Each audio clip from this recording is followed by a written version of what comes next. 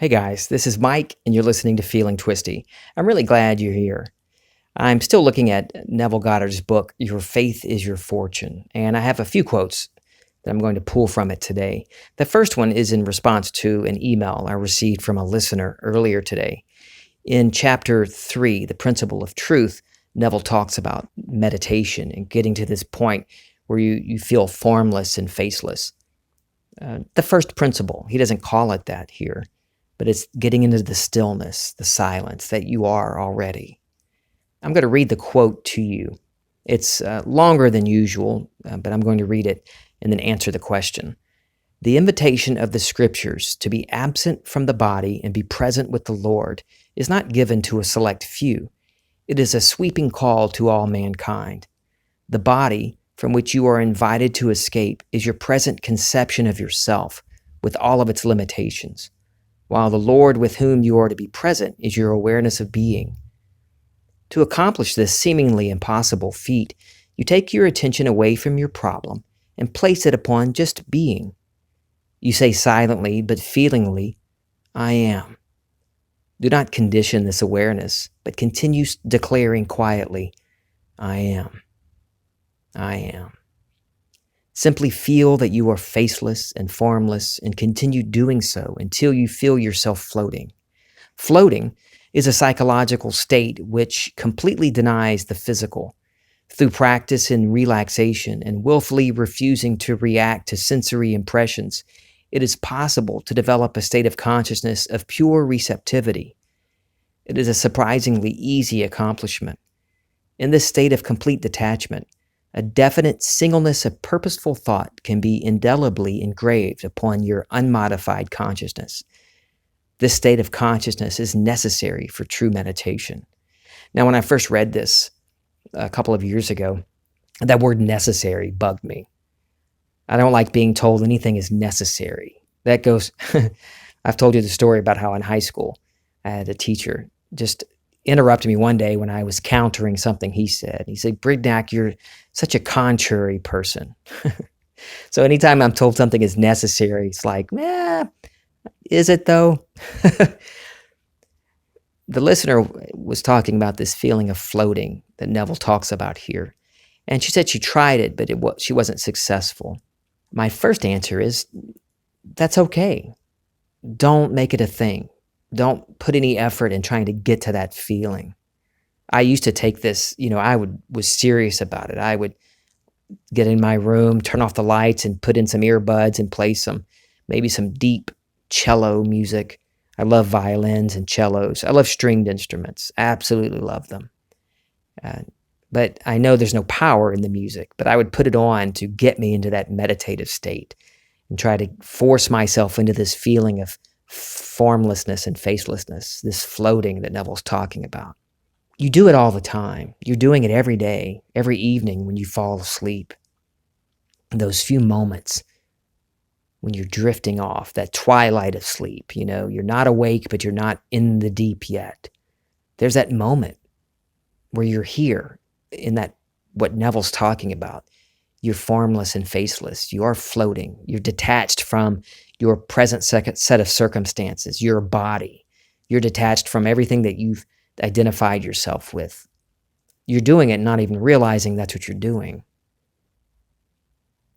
And in these moments, and Neville calls it also this state akin to sleep, when you sit down and just get quiet. You don't have to count your breaths. You don't have to get into a position, a certain posture. You don't have to do any of that. If you want to experience this, just relax, have a drink, and chill out. Listen to some music. I know this particular listener that asked me the question, I know she enjoys good music. So just listen to some good music and feel yourself just kind of floating away from everything that you had been previously thinking about and worrying about. But you can access this moment, this feeling of detachment at any time of the day. Just take a deep breath.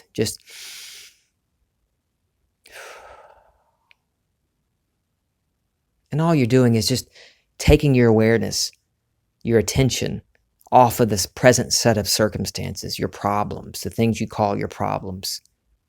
In just that moment, there's the opportunity to shift, to choose your preferred state. But specifically, this thing that Neville's talking about, don't worry about it.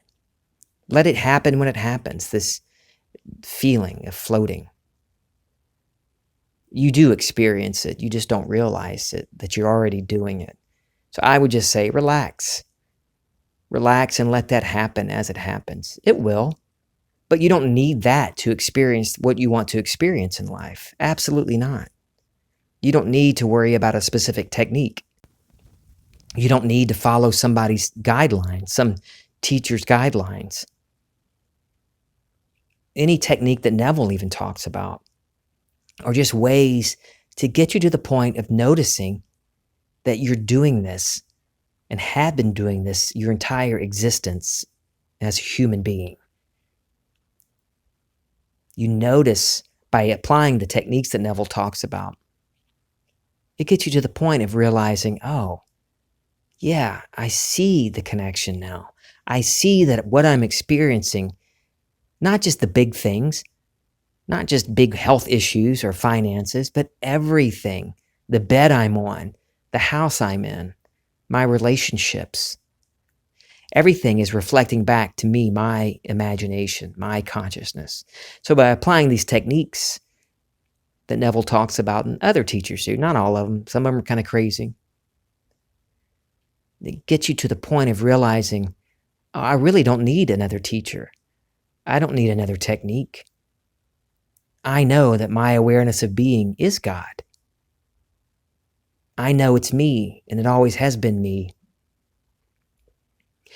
Back to this feeling of detachment. What I do, I don't do what Neville says and repeat, I am, in my mind. For me, I automatically want to answer the question, complete the sentence.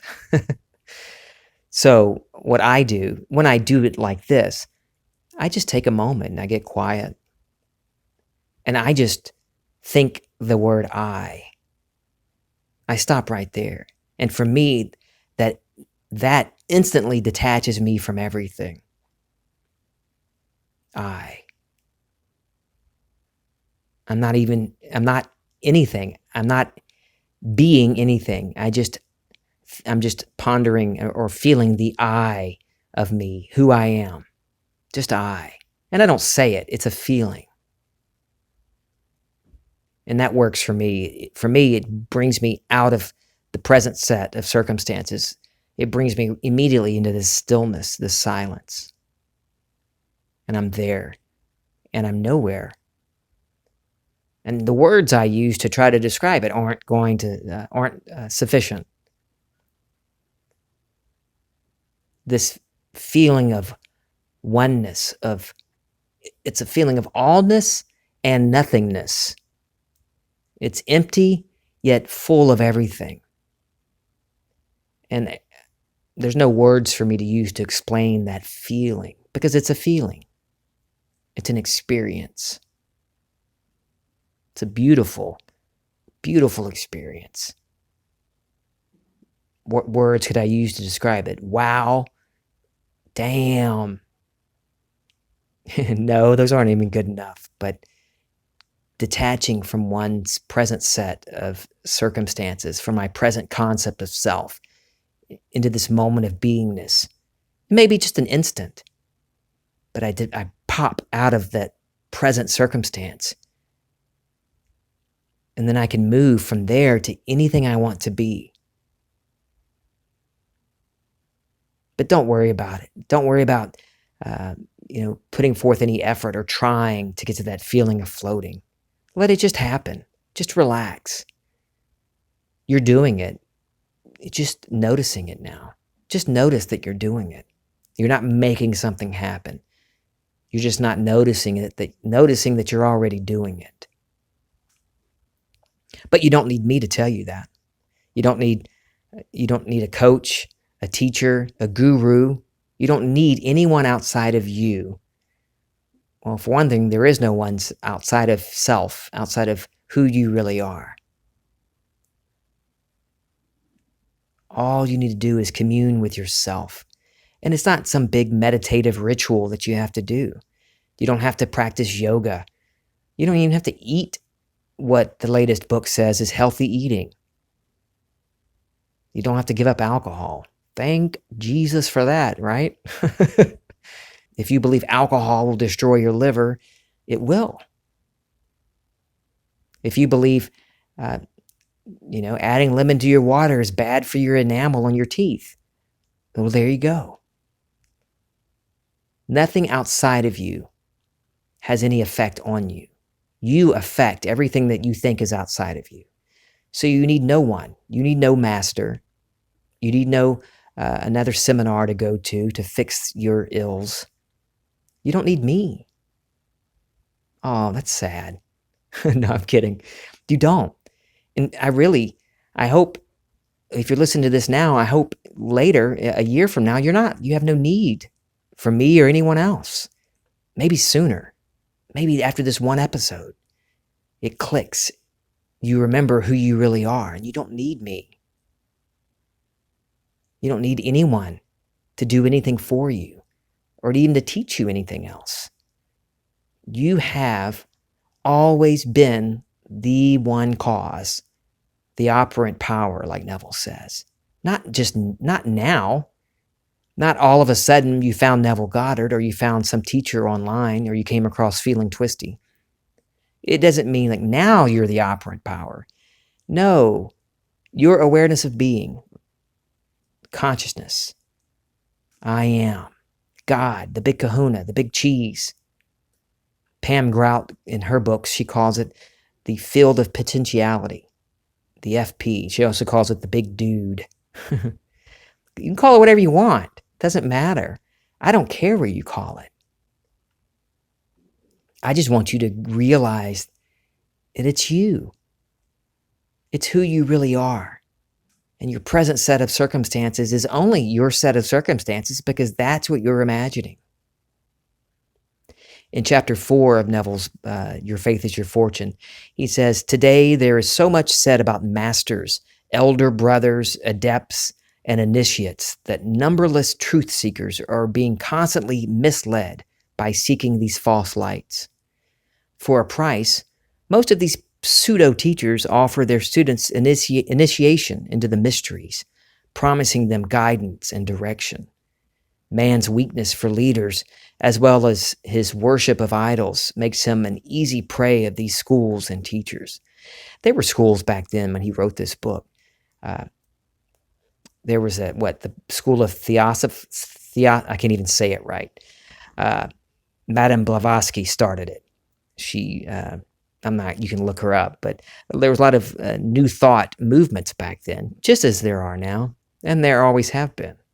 So they really shouldn't be called New Thought, but there were these teachers, the Science of Mind and these other organizations and institutions that would promise enlightenment if you pay them for multiple treatments, multiple visits, then they'll fix you. Oh, this problem is going to require 4 more visits, 4 more treatments. And even, a lot of these New Thought schools come from the Gnostics, the pagan Gnostics and the Christian Gnostics that taught that the Bible, is written as like what Neville says, it's a psychological drama. And even the old Greek myths and Roman myths, all of the myths that some people, literalists, have taken literally, were really written to explain what's going on within us.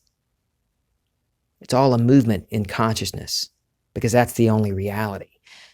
But just like in the past, thousands of years ago, people took these Greek myths and began to think they were literal. And the same thing with the Hebrew, the Jewish myths. They took literally and formed a whole religion out of it. And the same thing with the Christians. They took it literally and made it into something that controls people and puts fear in people. He could very well in this quote be talking about churches too. You must come to church. God forbid you come to church and not tithe, because that God wants you to give me your 10%. And hey, not 10% of your net. No, I love that. 10% of your gross income. They took that quote from the Old Testament, your first fruits, that it needs to be gross. Well, come on. Knowing that the Bible is written about your imagination, it's all an internal drama. What it's saying there is give your all, your first fruits. Give all of your self to self. Turn within, and the floodgates of heaven will open. Well, where are the floodgates? Where is heaven? Within. It's within you, expanding within you. Not in your body, in your imagination. So there are no masters that you need to pay, no schools of thought to follow. In fact, if someone allows you to treat them like their master, that they're better than you, that they're a guru or a master, run from them. Turn around and get away from them. They may never call themselves that, in a way of false humbleness. Never call themselves a master or a guru, but they certainly enjoy you treating them like that. If they really got it, if they really, really, really understood who we really are, and understood the oneness and the beauty of this allness and nothingness that we are, then they wouldn't put up with that at all. They would never allow someone to treat them like they're some ascended master. Come on. I'm certainly no master. Right now, I'm Mike Brignac, enjoying this experience, expanding more and more, just as I know you are, because you're listening to this. You wouldn't be listening to this if you weren't open to new possibilities, open to understanding who you really are. Now, I said all that. I don't mean, I'm not knocking anybody that charges. This podcast is free. I don't require anybody to pay me anything when I chat with them. But I don't knock anybody that asks you to pay them for something that they've produced, something they've made, something that they've put together. That's great. If you have a problem with it, that's your own problem with money. What's your feeling about money? Okay, the last quote from Your Faith is Your Fortune for today's episode. This is from chapter 13, the I'm-pressions. Knowing that your awareness is God, you should look upon each desire as the spoken word of God, telling you that which is. Look at your desires as a nudge from your self, your true self, a nudge from God. The only time when you have a desire and you feel bad about it, you're feeling bad because you don't have it. You don't realize that that's your inner being. That's God saying, hey, this is yours too, by the way. We just, fall back into that. We have that habit of, we think of it, something we want. We have a desire, and then we automatically think of all the reasons why we can't have it, why we're not that. But God is saying, giving you a little nudge on the shoulder. Okay, yeah, I know, God's not separate. God is you. But work with me here. So he's giving you a little nudge on the shoulder. Hey, look at that. Let's do that. Let's experience that. So it's not a problem when you realize that that's your true self giving you that desire. And if your true self is the only thing that is really real, consciousness is the only reality, God, and you have that desire, why do you think you can't experience it? Why is there a problem? The only problems you think you have in fulfilling that desire are based on these things that you call your past, these things that you've locked in as your history. Oh, women can't do that. I can't do that. I don't have the right education. Well, all of that's made up. the education system, the economic system. All of these things are things that are assumed to be true. So drop any notion of having to follow the guidelines of what society or tradition or the educational system says. It's your world. What do you want to do with it? Take that desire and accept it. Accept that it's yours. I know you want some techniques and you want to make, you may like to make lists of ways to do things and have a program, and you want me to give you some detailed regimen to follow every day. The only thing I would say is wake up every morning knowing that it's up to you, that your imagination creates your reality. And decide before you get out of bed that this was a wonderful day. It doesn't have to be specific. Just fall into that feeling, that thrill, that excitement, that something wonderful is happening to me right now. That's the only thing I would tell you to do. Know who you are. Become obsessed with your imagination. Not obsessed with the problem anymore. Obsessed with you, yourself. By the way, obsession is what we're talking about in this Saturday's call with the Vibe Project. Clay Mara is going to promote it, I think today, if you're listening to this on Wednesday or Tuesday, rather. We're going to be talking about in the call on Saturday, so I hope you join. If you've missed the call, then check out the Vibe Project. You can get the replay, access it there. Anyway, we're talking about obsession then. But become obsessed with imagination. Fall in love with your true self every day. Wake up that way and fall asleep that way. And by just doing that, you know what you want. You don't need to keep restating it. If your awareness of being, if you're God, why would you need to keep writing it down? You know your desires. You know those little nudges from your true self. You know you want a nice house. You know you want financial freedom. You know you want health. So why not move into the thrill, that feeling, that wonderful feeling of something wonderful is happening to me right now? You already know what you want. So move into the feeling that it's already done. You don't have to pick it apart. You know all the things you want. So just enjoy the thrill of them already being done. And that life is unfolding, that each day unfolds in such a beautiful way. Be like a kid again. Yeah, I want that. Thank you. Just surrender to it, your true self, and trust yourself. All right, send me your questions. Send me your stories. I want to hear about them. feelingtwisty@gmail.com, or look up at Feeling Twisty on Facebook and Instagram. I love you guys. This is Feeling Twisty.